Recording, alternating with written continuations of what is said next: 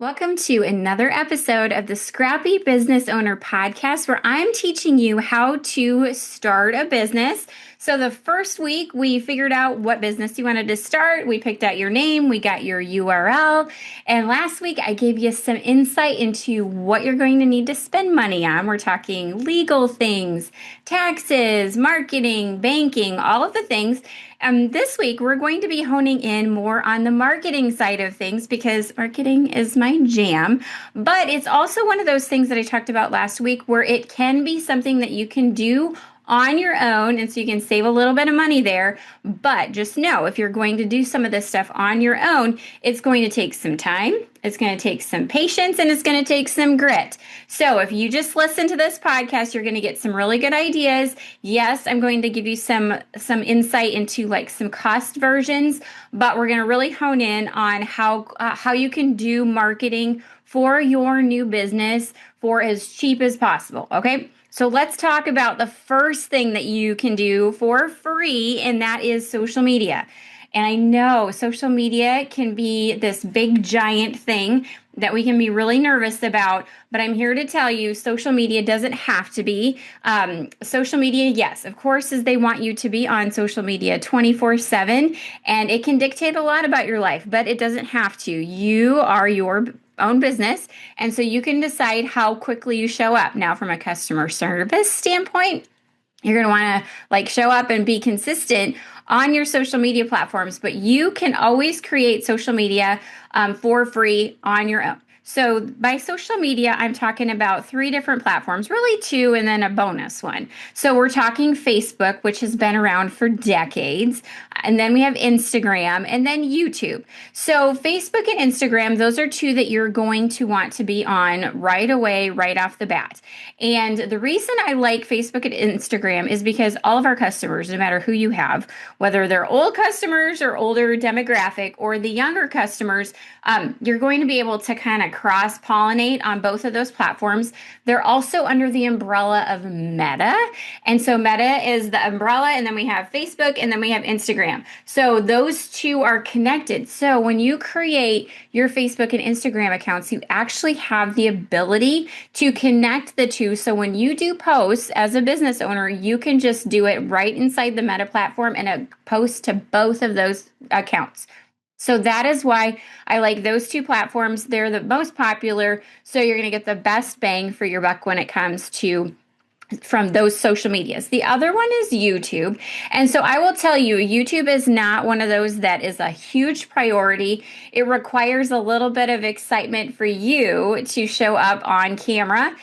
So that's why YouTube is one that's usually like the 3rd one. And I will tell you, I have dragged my feet on YouTube because I have a hard time showing up on camera and hadn't done a whole lot on the YouTube platform. So if you're watching me on YouTube, I'd give you a shout out. Thank you for following me. But I never really was a huge fan of showing up on video. But in this case, right now, where we're at in the world today is you showing up for your face for your business is going to be really, really important. That's how your customers get to know you. And the more they know you, the more they're going to like you, and the more they're going to trust you, and they're going to swipe their credit card. So it's really important for you to be open-minded when it comes to any form of video.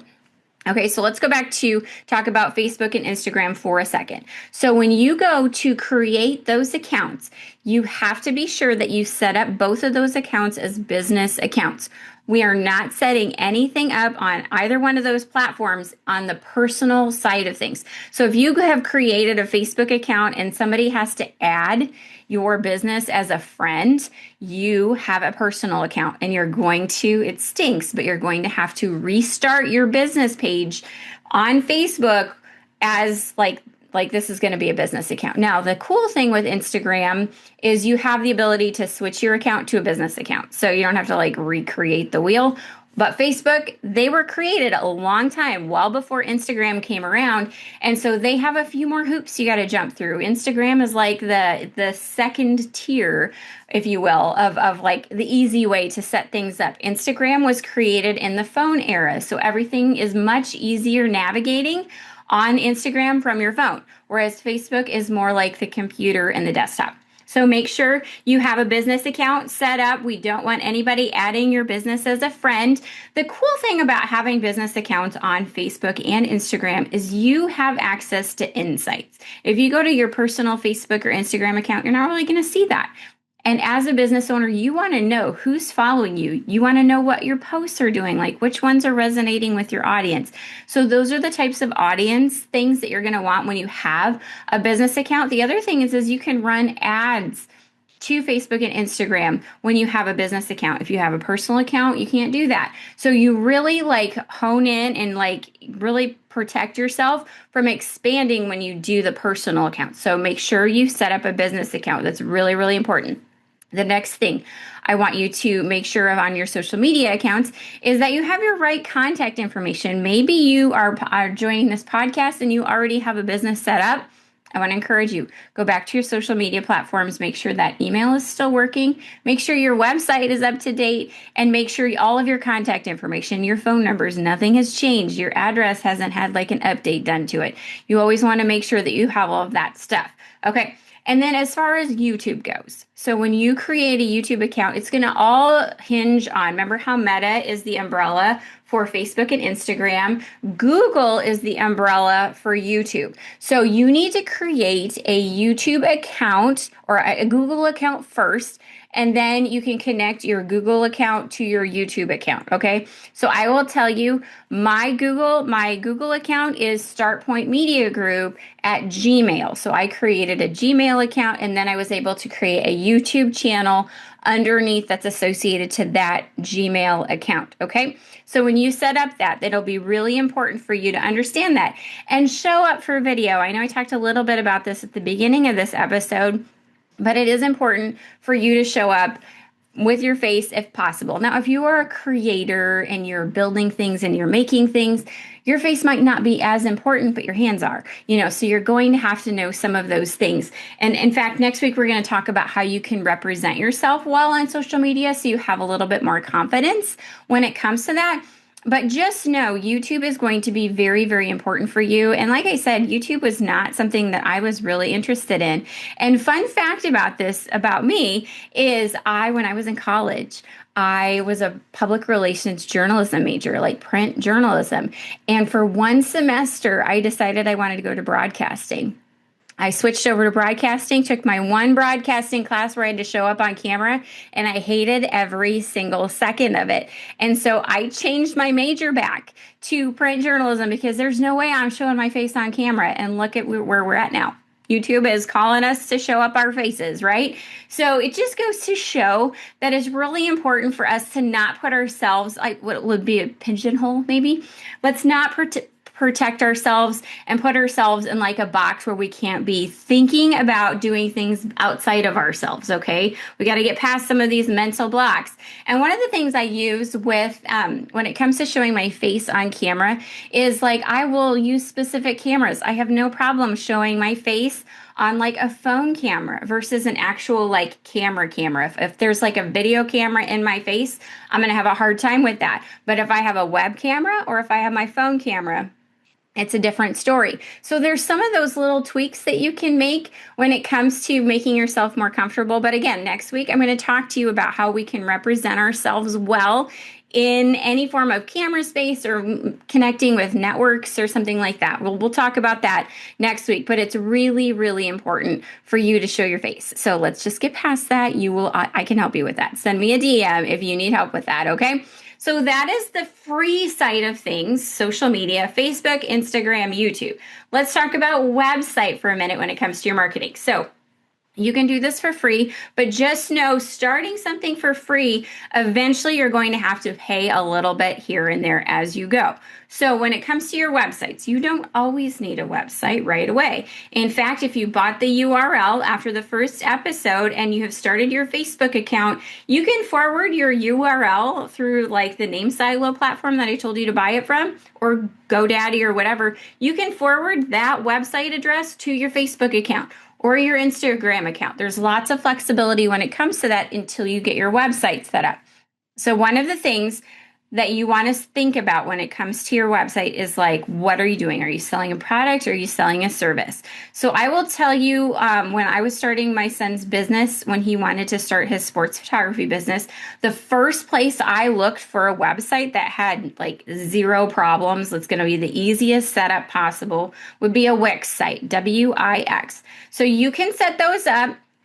And it's a free setup. They have lots of templates. It's basically plug and play, fairly easy to do. You just got to follow the steps. And then eventually you're probably going to have to get to a point where you're going to have to upgrade some things. You're going to, if you want a new feature, you're going to have to pay a little bit more for that. So as you walk through that step by step process, you're going to know kind of along the way how you're going to do that. But we were able to pick out a template, create an account for him, all for free on the Wix website. Now, that's really where my son stopped his business. He decided, okay, well, we'll just like, hold a second. We won't do this quite yet. But that's how far we had gotten in the process. Is we picked out his template, we had his URL secured, we had his name secured, and that's kind of where we stopped. So again, what he's doing is he might have put a pause on the business, but he's still able to post to his social media. He's still able to show up however he needs to on those platforms. The website just kind of got put on a pause because, again, he needed to make money. We needed to pay for a few things. He wasn't quite ready for that. So just know when you do websites, that's an option for you, okay?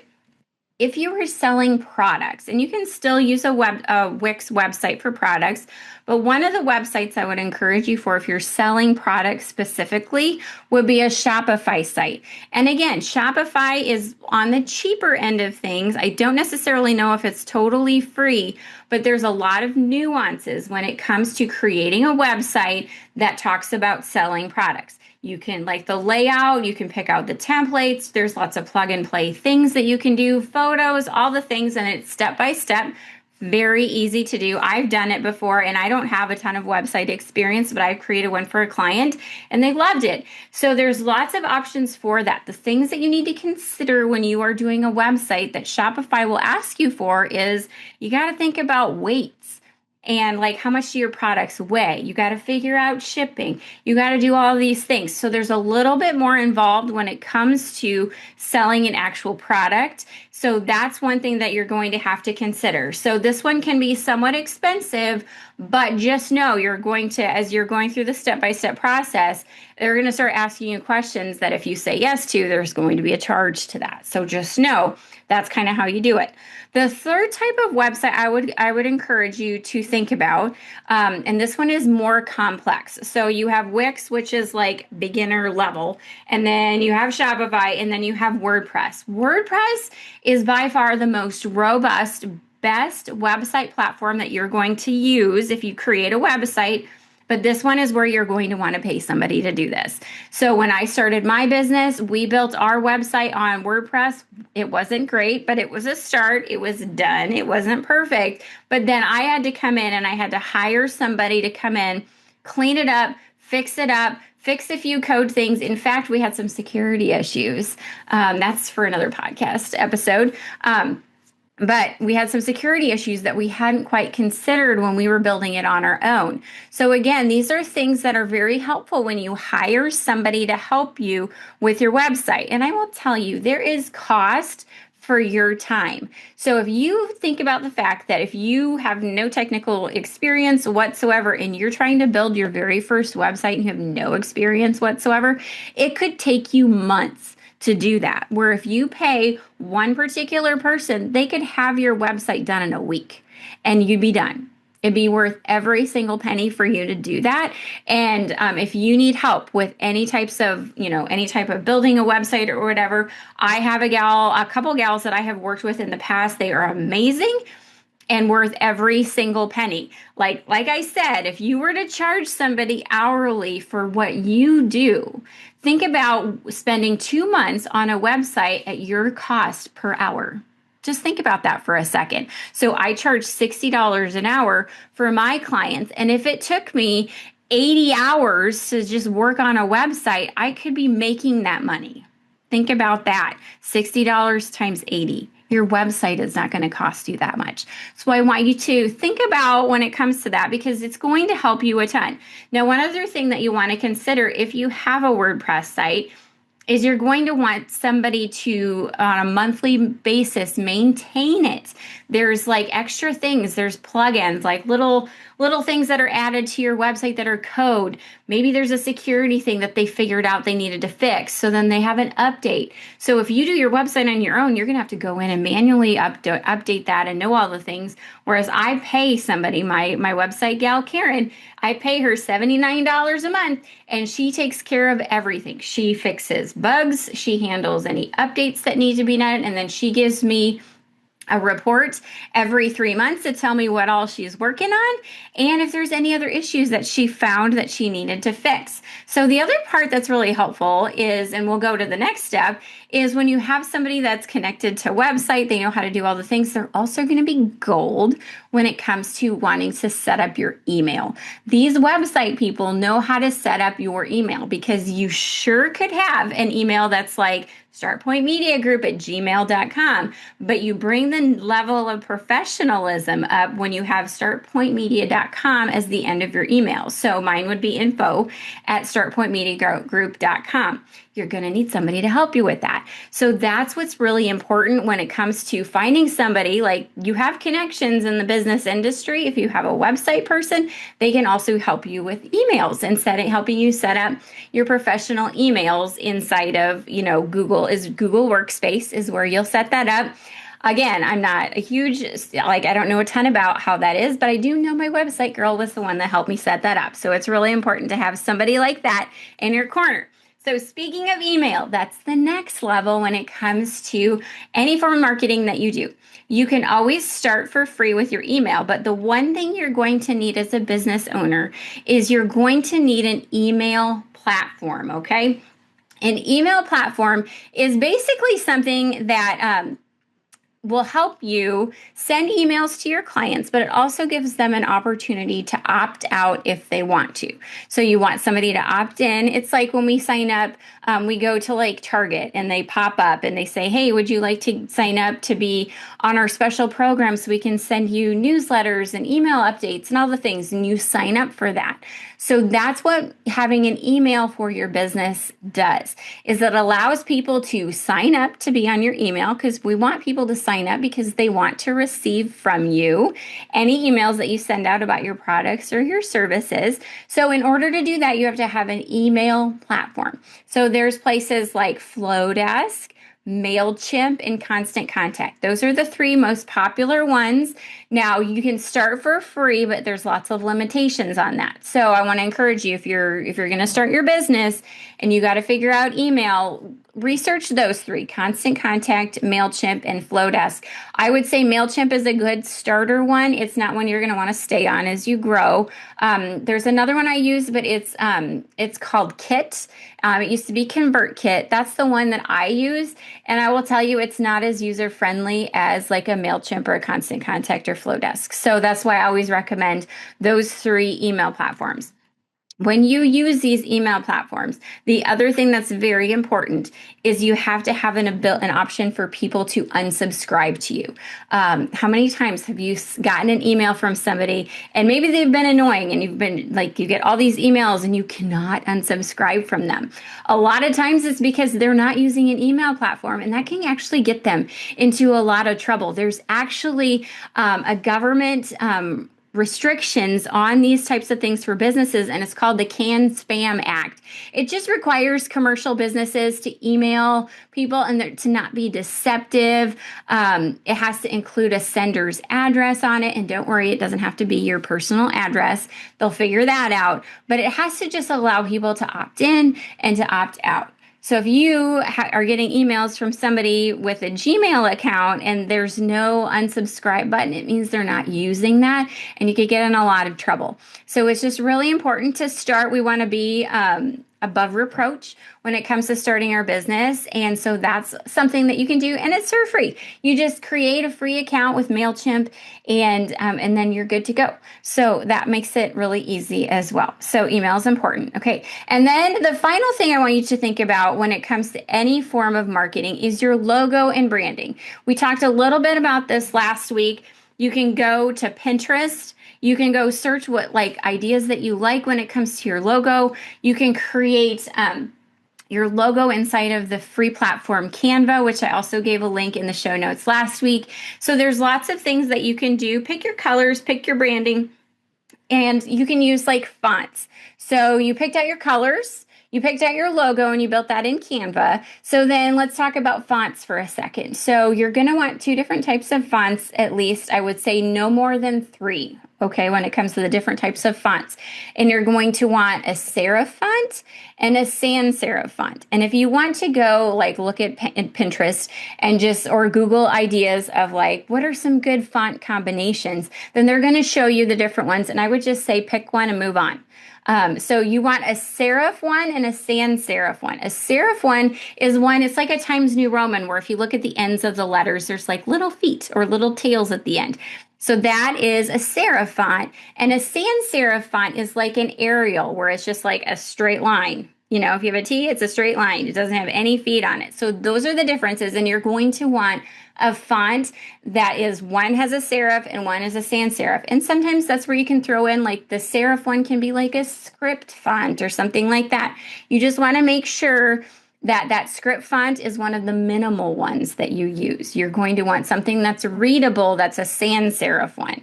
So that is a little bit of a breakdown of when it comes to logo and branding. So all of these things for marketing, I gave you quite a bit today in today's podcast. All of these things are amazing. Lots of them are free. And if you ever need somebody to help you, this is where it's going to be very key for you when it comes to starting a business, is having a virtual assistant. I will tell you, the second I signed up for a virtual assistant years ago, it was a game changer, because I have somebody that I can pull on anytime I have questions or anything. So if I need a website made, or if I want some help on email, or if I want some help when it comes to creating content and somebody to just brainstorm some ideas off of, a virtual assistant is amazing and worth every single penny. They can do things faster than you, and they can do things better than you. So if you're looking for one of those, I want you to send me a DM as well, because I have some amazing resources for you that I can connect you to that will be very helpful in getting your business off of the ground. So this week's homework from this week's podcast episode is I want you to create your Facebook and Instagram accounts. I want you to go create your Google account, so then you can create your YouTube account, okay? Make sure it has your business name in it. Make sure there's no typos in it. Make sure your contact information is all set up. And then we'll be ready for next week, where we're going to talk about how to represent yourself well, both online and in person. So stay tuned, and I will see you next time.